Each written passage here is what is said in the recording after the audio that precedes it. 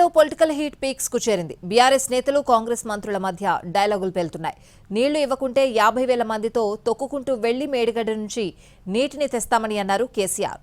ఈ వ్యాఖ్యలకు మంత్రి పొన్నం కౌంటర్ ఇచ్చారు. దమ్ముంటే రావాలని క్షేత్రస్థాయిలోనే తేల్చుకుందామని అన్నారు. ఈ దద్దనలకు చేత కాకపోతే 50,000 మంది రైతులు నెంబడేసుకుని వీళ్ళని పండబెట్టి తొక్కుకుంటూ పోయి మేడిగడ్డ కాడ కుర్చేసుకొని కూర్చొని నేను నింపుతా మళ్ళీ ఇవన్నీ రంది పడకుండా అని చెప్పిన నేను 50,000 క్యూసెక్లు దాటిన తర్వాత వీళ్ళు నీళ్లు ఎత్తడం ప్రారంభించకపోతే నేనే ఒక 50,000 మంది రైతులు వేసుకొని పోతా తొక్కి వీళ్ళని పండబెట్టి తొక్కి ఆ మూటలు నడిపిస్తాం.